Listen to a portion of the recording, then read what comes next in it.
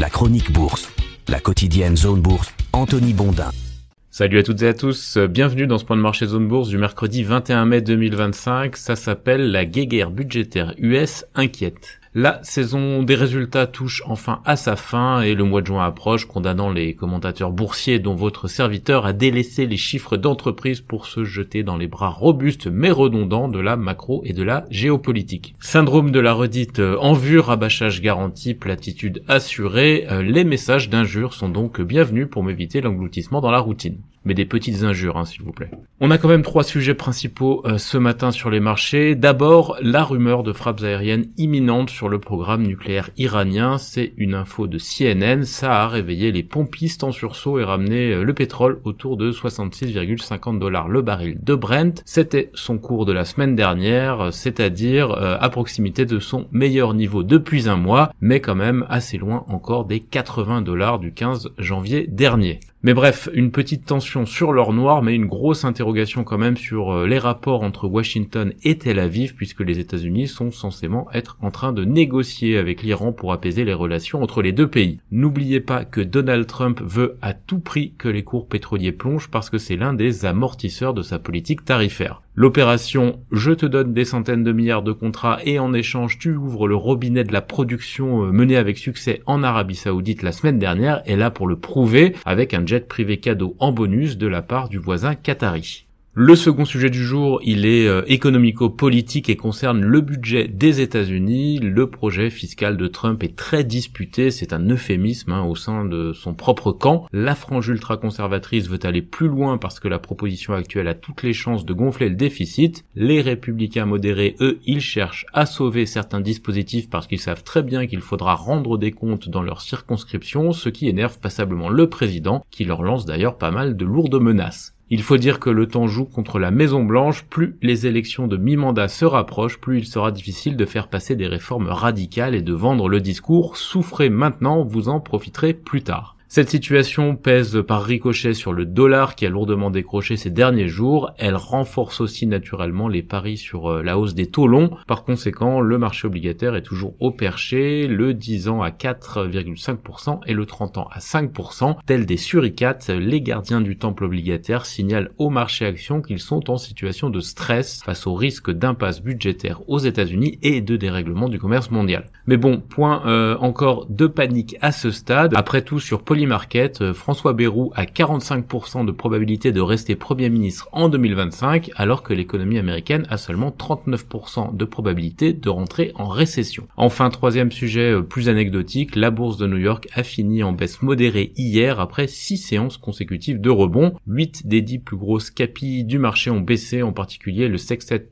technologique Microsoft, Nvidia, Apple, Amazon, Alphabet et Meta. L'Europe, de son côté, a repris du terrain par rapport à Wall Street. Le Stoxx Europe 600 a gagné 0,7%. Il affiche à nouveau un gain de 9% en 2025. Par comparaison, le S&P 500 gagne seulement 1%. Et depuis le point bas du 9 avril, le Stoxx Europe 600 n'a baissé que 5 fois en 27 séances. Hier, l'indice a surtout bénéficié d'un report des investisseurs sur les compartiments les plus défensifs. Quand on commence à voir les valeurs du tabac, des utilités et des télécoms en haut de palmarès, c'est que les financiers ne sont pas tout à fait à l'aise avec la situation. En Asie-Pacifique, ce matin, tous les marchés évoluent malgré tout dans le vert, sauf le Japon où le Nikkei 225 perdait 0,3% à la clôture. L'Inde, Taïwan et la Corée du Sud progressaient même de 1%. Il y a sans doute là-dedans un effet baisse du dollar. L'Australie et Hong Kong se contentaient de 0,6% de progression. Les indicateurs avancés européens, ils sont légèrement baissiers lors de cet enregistrement parce que la situation budgétaire US inquiète quand même un petit peu, de même que les tensions au Moyen-Orient. Dans l'actualité des sociétés en France, la participation de Diageo dans Moët & Cie, la filiale de LVMH, n'est pas à vendre, affirme le directeur financier du groupe britannique. Kering a émis 750 millions d'euros d'obligations à 10 ans à 3,625%. Par ailleurs, la division lunettes du groupe, Kering Eyewear, a annoncé un partenariat avec Google pour développer des lunettes intelligentes équipées d'une IA, un petit peu comme ce que Meta a fait avec Essilor Luxottica. Google qui collabore d'ailleurs aussi avec l'américain Warby Parker dans dans ce domaine. Saint-Gobain va lancer une usine d'isolant à faible empreinte carbone au Royaume-Uni. Le trafic de Vinci Airports et de Vinci Autoroutes est en forte hausse en avril. Arkema a placé 400 millions d'euros d'obligations hybrides à 4,25%. La biotech Genfit va recevoir un paiement d'étape de 26,5 millions d'euros dans le cadre de son programme avec Ipsen. Et on a aussi des augmentations de capital du côté d'UTI Group et de Blockchain Group. Les publications du jour en France, Compagnie des Alpes, Actia ou encore Décuple.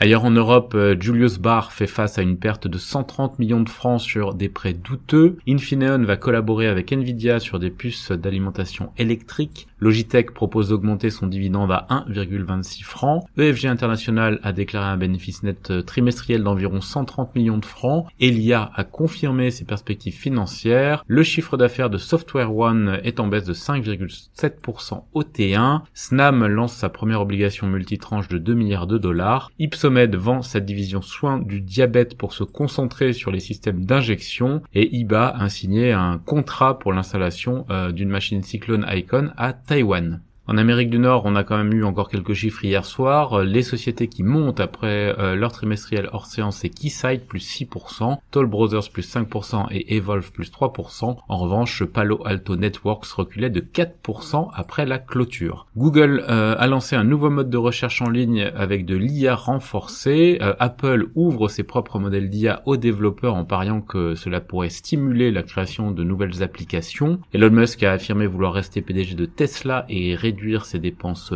politiques. Nvidia estime que les contrôles américains à l'exportation des puces IA vers la Chine ont été un échec et Kraft Heinz est à la recherche d'opportunités de fusion-acquisition pour accélérer la création de valeur au sein du groupe. Enfin, les États-Unis s'apprêtent à prolonger de 60 jours la dérogation accordée à Chevron au Venezuela et Ford Motor réduit ses ambitions dans le domaine électrique en laissant Nissan utiliser une partie de son usine de batterie aux États-Unis selon le Wall Street Journal. Sur l'agenda des publis, parmi les derniers chiffres qu'on aura cette semaine, Progressive Corp, TJX, Lowe's, Medtronic, Snowflake, Target, Beidou, Raymond James, Zoom Communications, Best Buy ou encore Xpeng. Ailleurs dans le monde, Westpac, la société australienne, va supprimer plus de 1500 emplois et simplifier ses opérations selon les informations de la presse locale. C'est terminé pour ce point de marché du jour. Excellente journée à toutes et à tous.